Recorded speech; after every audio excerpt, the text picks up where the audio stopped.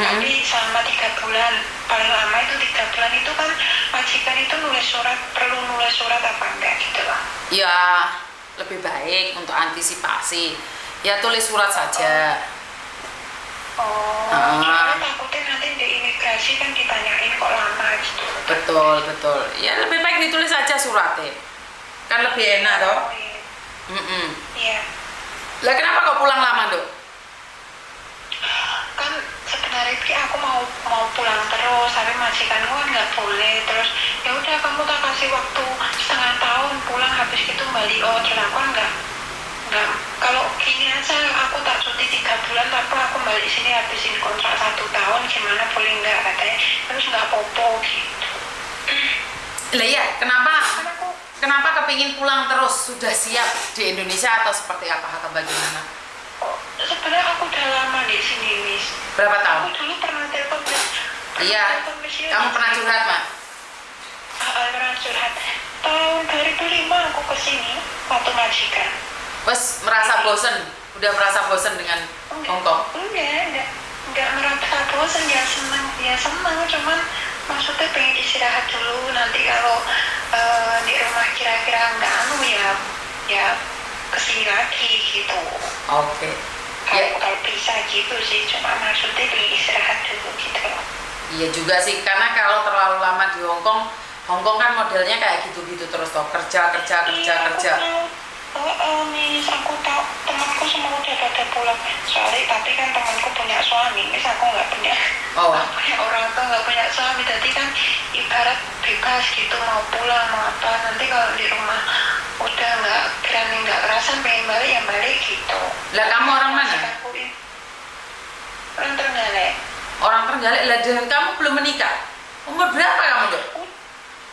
Udah menikah tapi kan Gak jadi? Aku ditinggal, udah punya anak aku, Mis, tapi anakku udah besar, umur 20. Terus aku kan ditinggal, maksudnya diceraiin sama suami, aku pernah cerita sama Miss Yuni dulu sih. Iya, kamu pernah curhat sama saya. Itu ditinggal nikah lah intinya. Aku disuruh ke sini, terus habis ke sini aku masih di sini sekitar 1 tahunan kalau nggak salah itu. Terus, tapi kan kamu curhatnya udah lama tuh Dok? Iya udah lama. Maksudnya ya tahun kemarin lah. Iya, intinya adalah kamu berangkat ke Hongkong 1 tahun, suamimu menikah lagi. Hamilin awalnya tuh pacaran terus hamilin anak di bawah umur, di penjara, terus akhirnya nggak nikah sama anak yang dihamili itu. Terus habis itu nikah lagi sama orang lain, udah punya anak, udah berkeluarga. Sejak itu aku terus pulangnya cuma cuti, balik lagi. Terus habis itu kan aku pulang nggak pernah lama, soalnya kan orang tua juga udah nggak ada. Terus anak kan juga ikut nenek, maksudnya orang tua mantanku itu, tapi biaya segala macam ya dari aku. Lah kamu pulang gimana ntar? Anakmu gimana? Kamu pulang? Ya, tak suruh ke rumah, tak ambil. Mau ambil? Dia nggak berani. Soalnya kan beda ya, masih Jawa Timur, cuman kan jauh. Iya. Dia kan perbatasan Jawa Tengah sana. Daripada sakit hati yus pisah aja loh ya. Iya, aku nggak bisa loh, Mas, justru yang nyerahin dia. Ya malah dia yang melakukan kesalahan sampai di penjara juga. Iya, di penjara 6 tahun. Penjara 6 tahun, keluar nikah sama orang lain. Iya, nikah sama orang udah punya anak. Tapi ya itu, Mas, aku heran kok, maksudnya itu inboxnya aku tak blokir, inbox lagi tak blokir.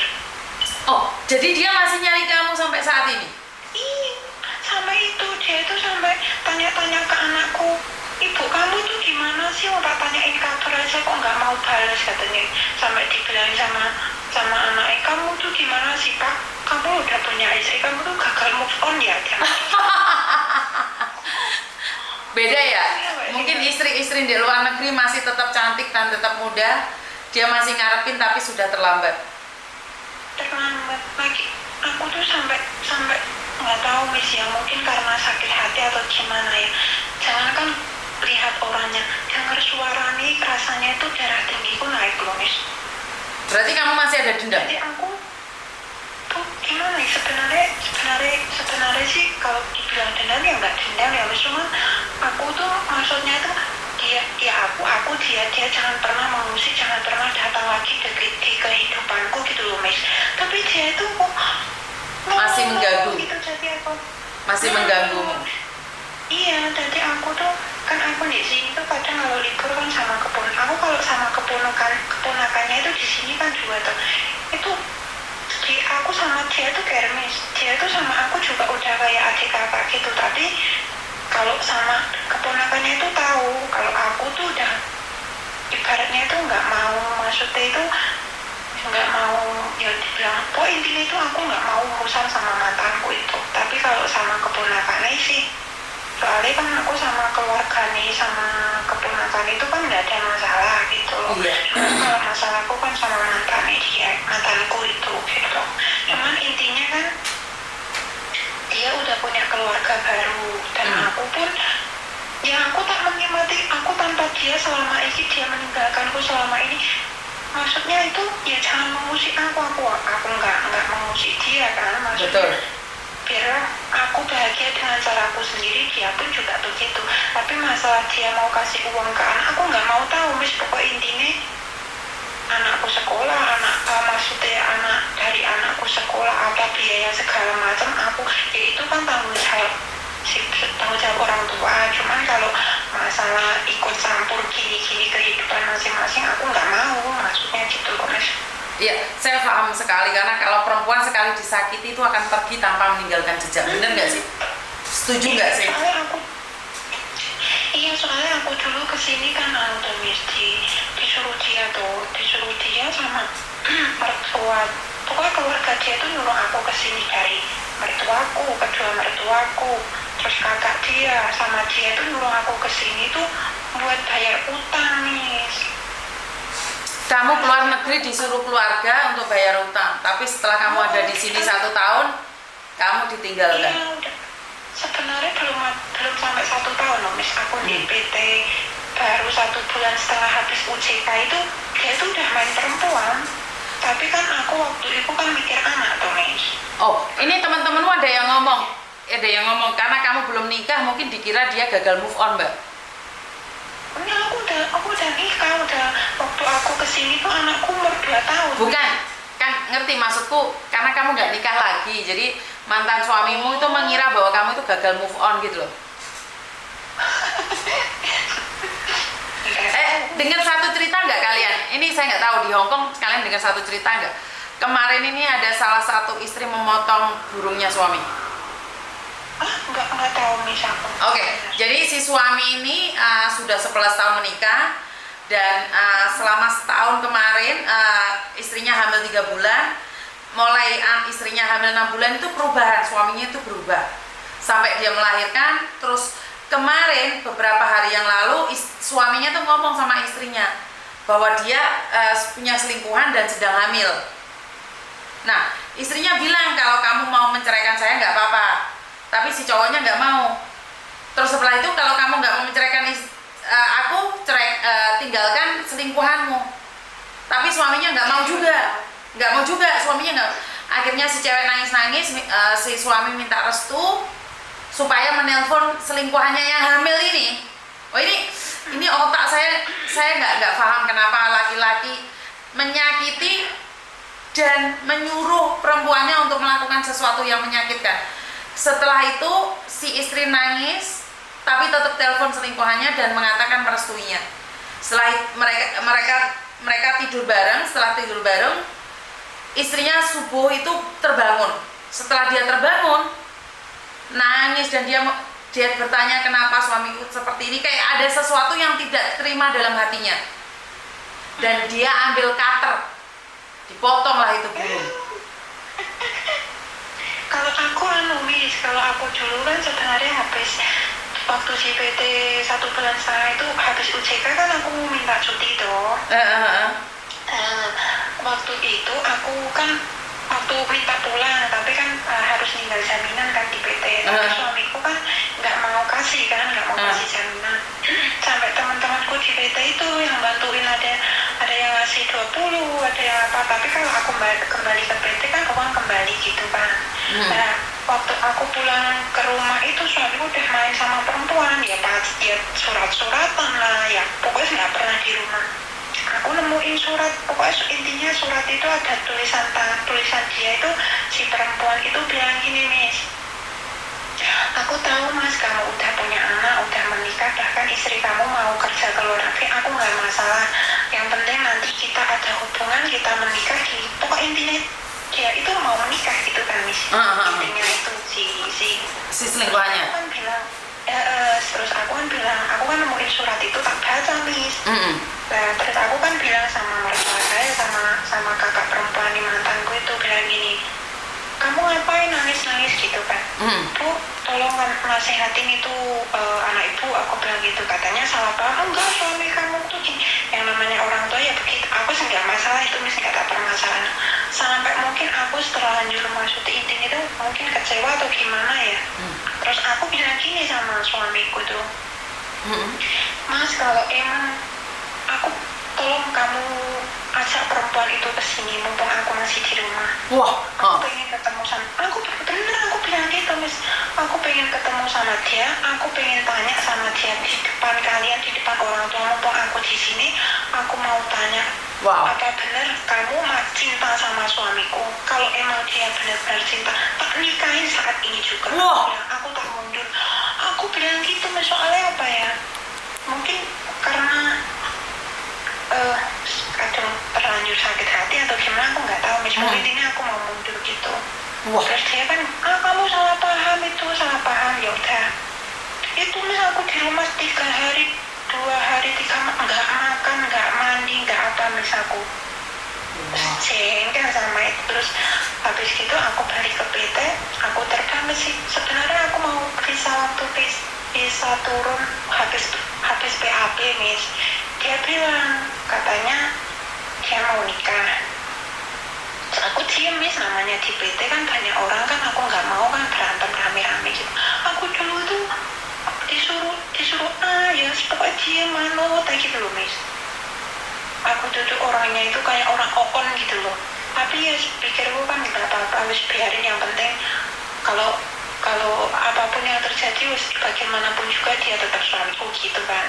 Terus habis gitu aku kesini hampir habis potongan. Kalau aku dulu nggak pernah libur, Miss. Habis potongan nggak pernah libur, hampir 1 tahun nggak pernah libur. Terus habis gitu uang tak kirim itu katanya itu mau bikin rumah, mau beli material apa-apa. Ternyata itu uang itu habis dibuat. Kan hutang orang tuanya, hutang dia kan udah lunas toh.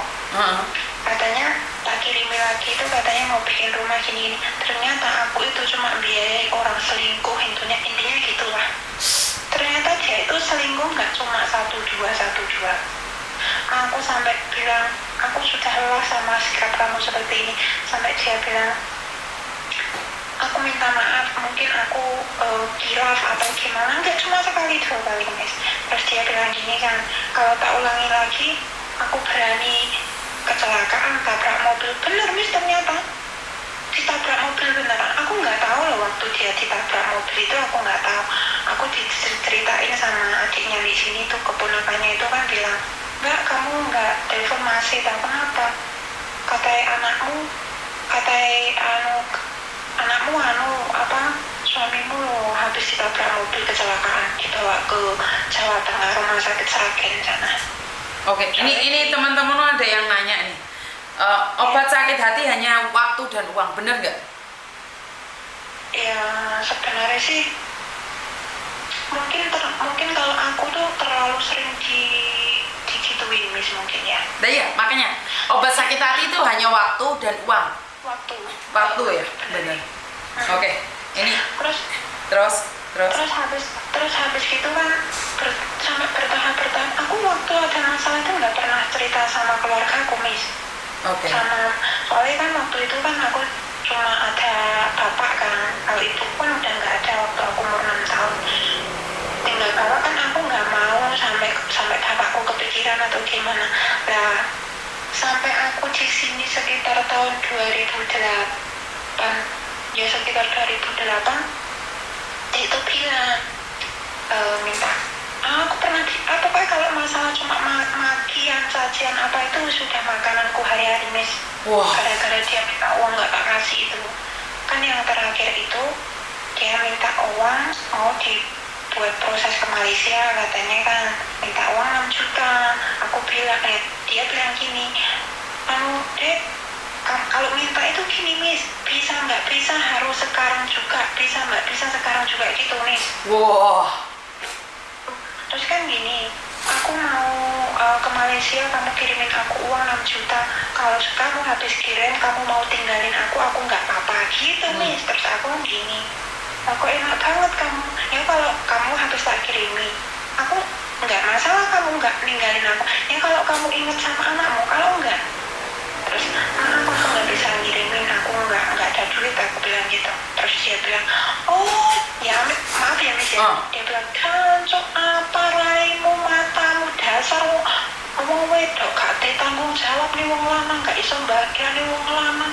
Mulai detik iki aku rasudi di bojo awakmu, rasudi dadi bojomu gitu, Miss, ke aku. Nah waktu itu tak gabungin sama masku, sama maksudnya saudaraku. Wah, terus Saudaraku kaget, Miss, kok kamu ada problem kayak gini, nggak pernah cerita gitu kan. Terus habis itu ya itu aku dicaci maki. Terus itu intinya talak pertama, talak 3 apa talak aku nggak paham ya, Miss ya. Jadi talak intinya kan gitu. Terus itu berjalan udah baik lagi. Ya masih tak kirimin, Miss, soalnya aku kan punya tanggung jawab anak kan. Aku masih mikir anak. Diulangi lagi selingkuh, diulangi lagi lagi sampai aku tuh sampai kayak orang stres di sini, Miss. Majikanku tuh sampai kasihan lihat aku tuh udah mondar-mandir kayak orang stres gitu. Terus aku kan sempet itu, Miss, sakit sama aku. Terus sama majikanku tuh sampai dibawa ke kayak orang sini, awalnya tabib gitu ya, Miss ya. Ditanyain, kamu tuh sakit apa, kayak orang stres mondar-mandir gitu. Terus aku telepon sama mertuaku, Miss. Aku nangis-nangis, kok aku kayak gini tuh orang. Ternyata mertuaku yang lagi bilang, katanya aku tuh diguna-guna sama mantanku. Maaf ya, Ndo, emang ya aku minta maaf ya, nggak kan emang ngerti masalah gitu-gitu kan, Miss. Mantan mertuaku sama suamiku itu kan ngerti gitu-gituan kita. Terus habis itu aku pasrah, Miss. Setelah itu aku pasrah, aku nggak ibaratnya nggak komunikasi, wis nggak mau kirim, wis kalau kirim duit wis udah nggak ke dia, ke itu orang tua keponakan yang di sini tuh. Cuma aku buat anakku tok gitu, biaya sekolah apa gitu, nggak mau tahu tentang dia lah intinya gitu. Kalau mau pacaran mau apa aku nggak mau tahu, mau selingkuh mau apa intinya aku nggak mau tahu. Nah, habis gitu itu berapa bulan sekitar akhir tahun 2008 itu dia bilang gini, aku mau minggu depan atau bulan depan gitu pokoknya aku mau ke rumah kamu. Terus aku kan gini, kok itu mas kamu ngapain ke rumahku, katanya itu mau urus surat. Ya aku kan kaget, Mas, surat apa? Surat cerai kita biar kamu bebas kan, itu kan yang kamu mau gitu, Mas. Seolah-olah itu masalah itu terjadi sama aku yang mulai seolah-olah gitu.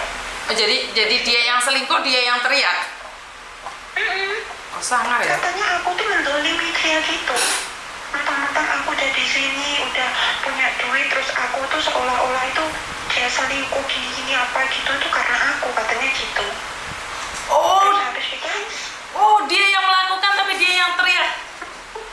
Iya, terus habis gitu kan gini, aku mau urusin surat perpisahan kita gitu. Terus aku kan gini, tulis namanya istri mungkin ikatan batin itu mungkin ya terasa kuat. Terus aku kan gini, Mas, kok kamu kayaknya itu pengen banget bisa sama aku tuh, jangan-jangan kamu hamilin anaknya orang disuruh tanggung jawab ya? Aku kan gitu tuh, Miss. Aduh, Miss, aku dipisui pokoknya anjing lah mulut kamu, kalau ngomong dah apa gitu, Miss, lama keluar aku sih. Lah kok nggak lama kemudian 2 bulan kemudian, Miss, ternyata dia itu bener. Aku ditelepon sama tetangga, Mbak, kamu tahu nggak ada berita buruk loh. Berita buruk, berita apa? Suami kamu di penjara, kamu babak belur katanya, habis hajar massa. Nah, kenapa hamilin anak di bawah umur sekarang di penjara? Ternyata dia itu ngurus surat cerai itu, ternyata kasus itu, Miss. Oh, oke. Terus dia di penjara 2000, sebenarnya di penjara tuntutan itu berapa tahun gitu loh. Terus habis itu kena 6 tahun katanya sih. Terus di penjara 2008 2012 keluar, terus di penjara 4 tahun itu. Nah 2014 aku kan pulang. Aku tuh masih komunikasi, maksudnya itu Pak Sur, aku mau pulang, tolong anterin anakku ke rumah ya, aku bilang gitu Miss. Terus ongkos lah, ibaratnya transport, uang makan, ya Allah uang makan 10.000 diminta loh Miss. Berarti ini aku boleh ngomong, pelaku macak korban, dia yang melakukan. Iya, ini belum Miss. Terus habis itu kan sampai di rumahku tuh seolah-olah itu kan aku udah nggak itu tuh, udah maksudnya nggak terlalu respon, cuma say hi, cuma ya salaman gitu toh. Dan habis itu kan keluarga aku kan nggak tahu dong Miss, maksudnya kan bapakku udah nggak ada kan, udah meninggal. Kan saudara aku kan nggak tahu problem detailnya gimana. Ya pikirnya keluarga aku, pikirnya saudara aku kan ya udahlah, yang udah yang betul. sekarang. Nah gitu kan, maksudnya itu ya wis, bagaimanapun juga dia bapaknya anak kamu. Aku sih sebenarnya sih wis udah berusaha ikhlas Miss, berusaha maksudnya mengikhlaskan ya wis udahlah. Terus aku kan maksudnya itu nggak mau ikut ngobrol sama mereka sama dia, sama aku cuma ngobrol sama anakku di kamar, dan dia di ruang tamu sama keluarga sama saudaraku. Habis itu si dia tuh gini Miss, aku dengar soalnya kan deket kan, bilang pokoknya seolah-olah gini, nggak apa-apa Mas, adik kamu nggak mau ngobrol sama aku nggak apa-apa, soalnya aku sekarang kan nggak punya apa-apa, aku juga, pokoknya intinya itu dia itu kayak merasa terbelimi, seolah-olah itu tersakiti. Iya, paling tersakiti gitu loh Miss. Nah akhirnya kan saudaraku kan nyalahin aku tuh. Oh iya betul. Seolah-olah kamu yang salah karena kamu keluar negeri nggak mau dia gitu. Iya, habis gitu mbakku itu yang nomor 2 bilang gini Miss, kamu tuh gimana sih? Jangan mentang-mentang kamu kerja di Hongkong udah punya uang, terus kamu nggak mau sama suamimu. Nah akhirnya kan aku yang awalnya itu udah berasa, udah mulai ikhlas ya Miss ya, itu darahku udah naik lagi gitu. Habis itu aku itu tanganku itu kan gebrak meja gitu Miss, orang-orang kan kaget kayak aku kayak orang kesetanan gitu loh Miss. Terus aku kan bilang sama istrinya kakakku itu kan, kakak iparku kan ada 2 di situ kan, terus ada kakakku yang perempuan gebrak meja. Terus aku tanya sama mereka, kalian selama jadi menantu bapakku di sini, aku nunjukin sama itu iparku, pernah nggak kalian disuruh begini mau ikut mertua, mau makan nasi 1 piringnya sampai ibaratnya direwangi apa buruh tandur itu loh Miss. Mau cuma ikut nama katanya ikut mertua, ikut suami, tapi mau beli telur 1 biji, mau kasih anak makan telur 1 biji direwangi buruh tandur aku dulu Miss. Ini Ndok sebentar Ndok, ceritamu ini enak ngomong, ceritanya jangan mewakili ceritaku Mbak. Jadi ternyata teman-teman banyak yang merasakan hal yang sama loh Mbak. Iya itu, makanya aku sekarang itu maksudnya itu enjoy dengan kehidupanku sekarang wis, aku nggak mau makanya kadang kan sekarang kan posisi kayak anakku itu kan ikut baik tuh Miss, kan baik mantan mertuaku itu anjane orangnya itu kan ya amit ya Miss, bukannya aku menjelek-jelekan sih enggak, ya ada baiknya, tapi anjane emang moto duitan intinya gitu loh Miss. Ya karena hidup tanpa duit kan nggak bisa melakukan apapun Mbak. Tapi anjane bener sih, masa sampai ibaratnya anaknya bawa perempuan ke rumah yang penting dikasih uang, udah diem loh Miss, sampai orang tua nih keponakanku itu bilang gini loh ke aku, udah tinggalin suamimu, kamu masih muda, suamimu nggak bener. Aku sampai jengkel bilangin, sampai pamannya sendiri bilang gitu ke aku, mis, kalau nggak sampai ke baju loh. Oke, jadi tapi intinya kamu hari ini sudah move on, dan ternyata yang merasakan hal ini tidak cuma kamu. Ini sedih banget ya saya dengarnya. Ternyata wanita-wanita hebat yang ada di Hong Kong itu penuh dengan luka ya. Jadi karena ketegaran itu. Ya wes, intinya kamu pingin pulang Indonesia ke itu aman. Jadi yang penting minta surat cuti aja untuk jagani sesuatu. Dan ada yang nanyain BPJS apakah wajib? Untuk sementara ini masih belum wajib sih. Khusus buat Hong Kong.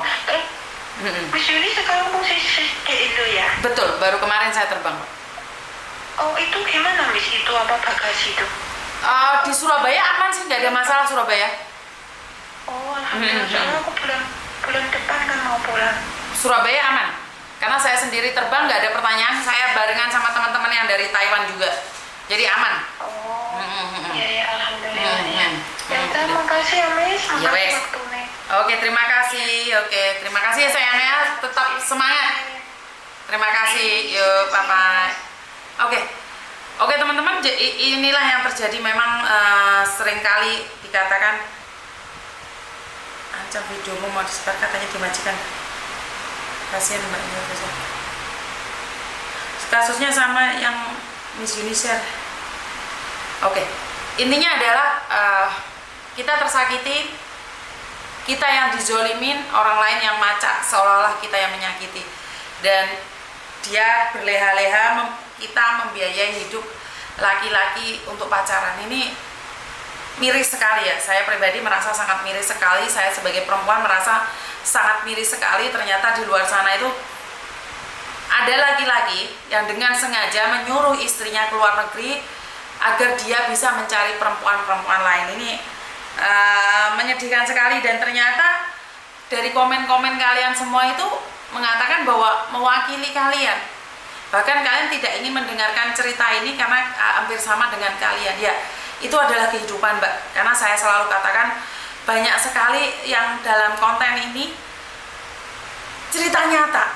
Itu nggak ada setting-settingan ya, karena selalu saya katakan, saya ungkapkan bahwa di sini tuh tidak ada settingan, atau di sini itu tidak ada guyonan, atau tidak ada bercandaan juga ya, karena memang di sini adalah nyata ya. Konten ini adalah konten kita ya, konten kita tentang apa yang terjadi di sini. Jadi tidak cuma hanya guyonan saja, tapi ada sisi baiknya, ada sisi jeleknya. Jadi kalian boleh diambil positifnya, dibuang negatifnya, itu menurut pendapat saya. Jadi kalau kalian merasa bahwa itu tidak baik ya jangan didengarkan. Tapi jika kalian merasa bahwa itu adalah sesuatu yang harus di-sharekan, dan agar teman-teman tidak membabi buta dengan keadaan, bahkan menuduh orang lain melakukan fitnah atau bagaimana, memang pada kenyataan seperti itu gitu loh, Mbak. Hidup ini memang macam-macam sekali, hidup ini berwarna. Ya kalau kamu putih, kamu boleh terima dong saya hitam. Lah kalau aku hitam, aku nggak akan meracuni kamu, tapi saya ingin hanya memberikan informasi padamu bahwa apa yang terjadi itu tidak benar. Berharap bisa terjadi. Sebentar, ada yang telepon lagi. Halo? Halo? Selamat pagi, Mas Ini. Selamat pagi, ada yang bisa dibantu?